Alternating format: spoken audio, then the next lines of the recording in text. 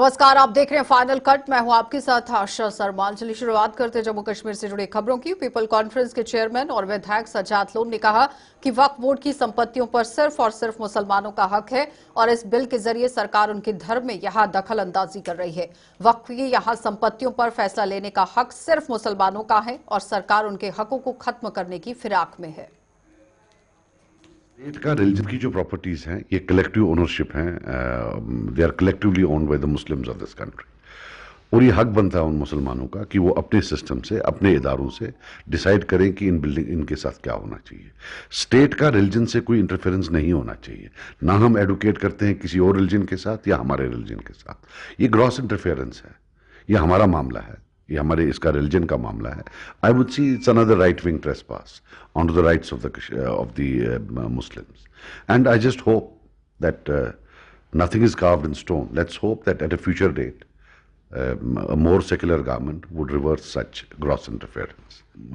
ये सदियों से है, ये सदियों से है कि जो मुसलमान हैं वो ओनर्स भी हैं और वही डिसीजन लेते हैं। जैसे जो हमारी प्रॉपर्टीज हैं पर्सनल, उसमें भी हम ही डिसीजन लेते हैं। तो ये समझ नहीं आती ये क्या कर रहे हैं, किसको अपीज करने की कोशिश कर रहे हैं, या हमें जो है हमारे जो हुकूक हैं, मतलब हमारे राइट्स को ख़त्म करने की बात है। लेकिन क्या करें, अब असेंबली में उठेगा, हम तो उठाएंगे हर जगह, लेकिन at the end of the day ये तो पार्लियामेंट ने पास किया हुआ है, तो हमारे पास कहाँ पावर है उसको अनडू करने का। बाकी मुझे तो लगता है कि we can voice our protest, we can voice our opinion, that's fine, and say that because जो JNK असेंबली है वो भी तो एक कलेक्टिव वॉइस है पीपल ऑफ JNK कि we can voice our opinion, we can't undo the law की जो प्रॉपर्टी। तो बारी ब्राह्मणा में हादसे का शिकार हुए नाबालिग को अस्पताल पहुंचाकर एक युवक ने इंसानियत का फर्ज निभाया है। ये बच्चा पूरी तरह से घायल है और घायल अवस्था पर सड़क पर पड़ा हुआ था, जिसे वहां से गुजर रहे एक युवक ने जम्मू के GMC अस्पताल में यहां भर्ती कराया है, जहां उसका इलाज जारी है। घायल की पहचान नहीं हो पाई है और पुलिस ने मामला दर्ज कर इस संबंध में अपनी कार्रवाई शुरू कर दी है। कबाड़ वाला बोरा पड़ा हुआ था, कबाड़ वाला बोरा पड़ा हुआ था।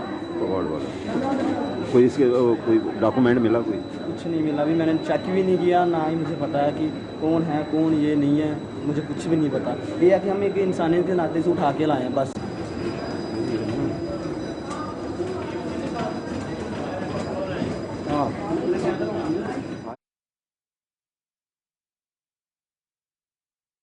तो राजौरी की यहां मुरादपुर में बनने जा रहे यहां इंसाफ के घर यानी नए कोर्ट परिसर का निर्माण विवादों में घिर गया है और कई लोगों ने आरोप लगाया है कि इस निर्माण की आड़ में उनकी जमीनों तक जाने वाला रास्ता बंद कर दिया गया है। रास्ता बंद होने से ना तो वहां पर अपनी जमीनों तक पहुंच पा रहे हैं लोग और ना ही खेतीबाड़ी भी की जा रही है, यानी कि खेतीबाड़ी प्रभावित हुई है। और इस निर्माण से प्रभावित राजौरी की 11 परिवारों ने जिला प्रशासन से उनके साथ इंसाफ करने की मांग कर दी। और मैं आपके चैनल के माध्यम से DC साहब राजौरी, ACR साहब और LG साहब से दरख्वास्त करना चाहता हूं कि ये जो इंसाफ का घर यहां पे बन रहा है, हमें इससे बनने से कोई इतराज़ नहीं है, लेकिन हमें एक बात का है कि हमारी ज़मीन जो ये बनी यहाँ पे ज़मीन है, तो इस ज़मीन को चारों तरफ से बंद कर दिया गया। सबसे पहले जब यहाँ पे फेंसिंग की गई, पोल लगाए गए, बारबेड वायर लगाई गई, तब इस जगह को खुला छोड़ा था। तब यहाँ इसके आगे उन्होंने निशान लगाए थे, 15 फुट के आगे उन्होंने फेंसिंग शुरू की। उसके बाद जब इन्होंने इसमें बॉर्डर करना किया तो तब इसको पूरी तरीके से उन्होंने पूरी RCC करके पूरी तरीके से बंद कर दिया। अब आप ये सामने देख रहे हैं कि ये जो हमारी फसल है, हम यहाँ खेती बुआई करते हैं, यहाँ पे ट्रैक्टर जाने का रास्ता तो छोड़, बंदे खुद पैदल चलने का रास्ता भी नहीं रखा है, इन्होंने सब बंद कर दिया। हमारी यही दरख्वास्त है कि किसी तरीके से हमारा जो रास्ता है, हमारा जो ताकि ट्रैक्टर रोड हमारी छोड़ी जाए, रास्ता छोड़ा जाए, 15 फुट 18 फुट जितना भी छोड़ना है, ताकि हम यहाँ पे अंदर अपनी खेतीबाड़ी कर सके और हमारा सिस्टम जो इस पे निर्भर है वो चल सके। और हम ज़िला इंतज़ामिया से एक और बात करना चाहिए, एक मज़े की मैं बात आपको बताऊं कि ये जो जगह जहाँ पे आपको गेहूँ दिख रहा है, ये हमारी जगह है, और यहाँ पे हम खड़े ये भी हमारी जगह है, और जो रोड है वो भी हमारी जगह है। कहने का मतलब ये है कि हमें खुद की जगह से खुद के लिए रास्ता चाहिए। अब ज़िला प्रशासन देखे आके कोर्ट वालों ने हमारी जगह से अपने लिए रास्ता ले लिया, लेकिन हमारे लिए रास्ता बंद कर दिया। 11 आदमियों का इन्होंने रास्ता रोक दिया, और जो रास्ता जा रहा है, जो मुआवजा इन्होंने बनाया है हमारे जगह का, हमने वो आज तक मुआवजा नहीं लिया। किस लिए नहीं लिया? कि इस रास्ते की वजह के लिए। अच्छा, बाकी हमारी कोई दिक्कत नहीं, लेकिन कम से कम हमारा रास्ता तो खोलें ये। फिर 11 आदमी को जो इन्होंने बिल्कुल बेदखल। पवित्र चैत्र नवरात्रों के 5वें दिन देश के साथ साथ जम्मू कश्मीर में भी मां दुर्गा के मंदिरों में आस्था का सैलाब उमड़ रहा है और राम मंदिर में आज श्रद्धालुओं ने माथा टेका है, पूजा अर्चना भी की है और जम्मू संभाग में मंदिरों में भी आज सुबह सवेरे से ही लगातार देखिए श्रद्धालुओं का तांता लगना शुरू हो गया। बाहुफोर्ट स्थित मां काली के मंदिर में भी यहाँ छठा देखते ही बन रही है, जहां श्रद्धालु लंबी लंबी कतारों में लगकर पवित्र भवन में शीश नवा रही है और मंदिर में सुरक्षा के कड़े इंतजाम किए गए हैं और हर किसी की जांच पड़ताल के बाद ही भीतर जाने की इजाजत दी जा रही है।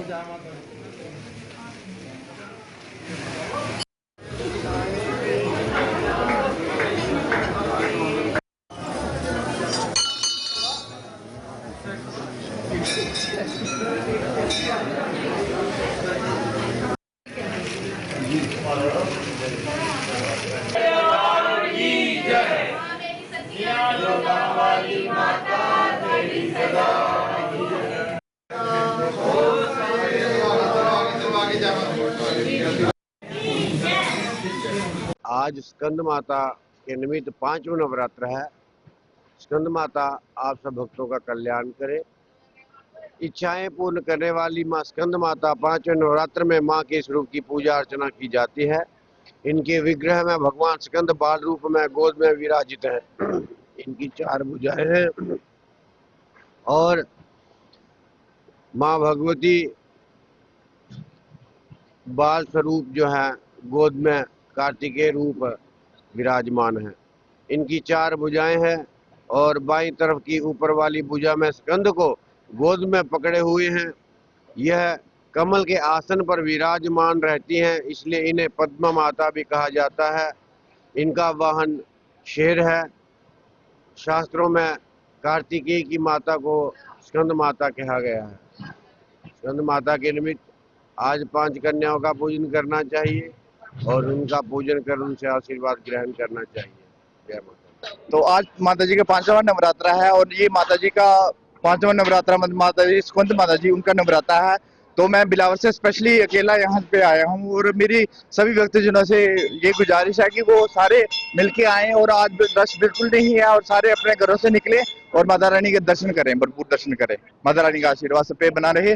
और मैं कुछ भी नहीं हूँ और माता रानी का एक छोटा सा भक्त, तुच्छ सा भक्त हूँ और उनपे क्या बोलते हैं सभी से मेरी यही निवेदन है कि माता रानी जो है वो सभी पे अपनी कृपा दृष्टि बनाए रखें। माता रानी के दर्शन करने आते हैं। हमारी श्रद्धा माता रानी पे बहुत ज्यादा है और हर मंगलवार और नवरात्रों के दिनों में हम यहाँ पे आके माता रानी की शुक्रिया करते हैं कि उन्होंने हमें इतना स्वस्थ और आगे हमारी मनोकामनाएं पूरी कर रही है माता रानी। इस मंदिर की मान्यता बहुत बहुत बहुत ज्यादा है। यहाँ से सारे जम्मू के लोग दूर दूर से लोग आते हैं इस मंदिर में अपनी मनोकामनाएं पूरी करने के लिए। और जो भी जम्मू कश्मीर में यहाँ पे लोग आएगा यात्रा करने के लिए आते हैं, वो पूरी तरह से उनके दिमाग में ये बात होती है कि हमें माता रानी काली माता का जो मंदिर है, यहाँ पे काली माता का मंदिर है, वैष्णो देवी साथ में वैष्णो देवी का मूर्ति की स्थापना की हुई है और यहाँ पे वो लोग आते हैं और इनकी पूजा करते हैं। पहली शैलपुत्री के अलावे जो पहला नराता होता है, दूसरी ब्रह्मचारिणी मनभावे, तीसरी चंद्रघटा शुभ नाम, चौथी कुष्मांडा सुखधाम, 5वीं देवी स्कंद माता, आज 5वां नराता है, 6ठी कात्यायनी विख्याता, 7वीं कालरात्रि महामाया, 8वीं मांगगौरी जग जाया, 9वीं सिद्धिदात्री जग जाने। इनकी माता रानी के नवरात्रों में खासकर इनकी पूजा करने से लाइफ में बहुत सारी प्रॉब्लम तो आती हैं, बट वो प्रॉब्लम किस तरह से निकल जाती हैं इंसान को समझ नहीं आती है और वो सुकून में रहता है। इनकी पूजा करने का इतना फल मिलता है। तो भारतीय जनता पार्टी की प्रदेश इकाई ने एक राष्ट्र एक चुनाव का समर्थन किया है। भाजपा का कहना है कि देश में पिछले कई दशकों से में यहाँ आप देखिए किस तरह से ये सत्ता में रह रही सरकारें इस और ध्यान नहीं दे पाई हैं। अब भाजपा एक राष्ट्र एक चुनाव के मसौदे को हकीकत में बदलने के लिए प्रतिबद्ध है। राष्ट्र एक चुनाव, एक देश के अंदर यहाँ पर चुनाव होना चाहिए, उसको लेकर बात हो रही है। यानी कि एक राष्ट्र एक चुनाव देश के भविष्य के लिए बेहद कारगर साबित हो सकता है, क्योंकि इससे पैसे यहाँ पर बचत भी होगी। पैसे की यहाँ बचत होने की बात हो रही है, जो लोगों के हित पर खर्च यहाँ किया जा सकता है। कि ये जो एक इलेक्शन और एक नेशन की बात हो रही है काफी दिनों से, उसके ऊपर हम विस्तार से बात करना चाह रहे थे कि ये सिर्फ क्या इलेक्शन है या ये देश का भविष्य है। हम आज देश के भविष्य की बात कर रहे हैं कि जो चीजें इतने साल होती रही, 67 साल पहले जो होता रहा, इलेक्शनें जो हैं खराब होती रही, पार्लियामेंट जो है डिसॉल्व होते रहे, असेंबलियां डिसॉल्व होती रही, पॉलिटिकल पार्टीज ने अपने मुफाद के लिए, अपने पर्सनल उसके लिए सब कुछ किया जो देश के लिए ठीक नहीं था। लेकिन हम ये कह रहे हैं कि एक दफा सरकार जब बनती है, एक दफा इलेक्शन हो जाती है, तो सरकार को काम करने का वक्त मिलना चाहिए, और 5 साल जब सरकार को काम करने का वक्त मिलता है तो लोगों की अकाउंटेबिलिटी भी रहती है, लोगों के प्रति एक उनको पता है कि हम काम कर रहे हैं, लोग उसको देखते भी हैं। टाइम आपका बचता है, सरकार का टाइम बहुत वैल्यूएबल टाइम होता है, सरकार का पैसा बचता है, वो जो लोगों को वेलफेयर के लिए काम आता है। आपका जो यूथ एम्प्लॉय होता है वो बाहर नहीं जाता है, आपका यूथ अपने देश में काम करता है। ये बहुत चीजें बड़ी इंपॉर्टेंट हैं। ये सब चीजें जब तक नहीं होंगी तब तक हम देश को समृद्ध नहीं बना। प्रदेश कांग्रेस कमेटी ने समाज कल्याण विकास विभाग की पेंशन योजना के तहत नई औपचारिकताओं की निंदा करते हुए इन्हें सरल करने की मांग कर दी। प्रदेश कांग्रेस के महासचिव संजीव शर्मा ने आज एक प्रेस कॉन्फ्रेंस के दौरान बताया कि इन औपचारिकताओं को पूरा करने के लिए कई लोगों के लिए यहां टेढ़ी खीर ये साबित हो रही है, जिससे उन्हें पेंशन नहीं मिल पा रही है। संजीव शर्मा ने सरकार से इस ओर ध्यान देकर इन औपचारिकताओं को आसान बनाने का आह्वान किया ताकि गरीबों को समय पर पेंशन मिल सके। ओल्ड एज, विडो और हैंडीकैप को दी जाती है। अब सरकार ने उसके ऊपर एक बहुत बड़ा जो एक उसमें फॉर्मेलिटी रख दी है, बीपीएल राशन कार्ड PHH, वो अगर राशन कार्ड होगा तो तभी पेंशन जो है वो किसी को मिलेगी। तो उसके लिए इतनी ज़्यादा फॉर्मेलिटी की हुई है, और सबसे बड़ी फॉर्मेलिटी उसमें जो उन्होंने उसमें रखी हुई है उसमें ये है कि जहाँ तो वो मेरे हस्बैंड और वाइफ वो दोनों ही होने चाहिए, उसमें उनके साथ उनके बच्चे ना हो, वो दोनों ही हो। सरकार को कहना चाहता हूं कि जितनी जल्द हो सके जो एक जो डिपार्टमेंट का प्रोसेस होता था कि राशन कार्ड की बाइफिकेशन करना, तो जितनी जल्द हो सके वो करें, ताकि जो जरूरतमंद लोग हैं उनके राशन कार्ड वो PHH बने और सरकार के द्वारा जो दी जा रही जो सहायता है वो उन तक मिले। क्योंकि बहुत ज़्यादा ऐसे परिवार हैं कि जिनको इस पेंशन की जरूरत है और सिर्फ एक जो राशन कार्ड ना होने के कारण उनको वो पेंशन नहीं मिलती है। और जितनी ज़्यादा इन्होंने फॉर्मेलिटी रखी हुई है, किसी का बिजली का बिल चाहिए, किसी का गैस की कॉपी चाहिए, तो कई इतनी ज़्यादा फॉर्मेलिटीज जो इन्होंने दी हुई है PHS के लिए, मैं ये भी कहना चाहता हूँ कि वो भी फॉर्मेलिटी हैं जो जरूरी है।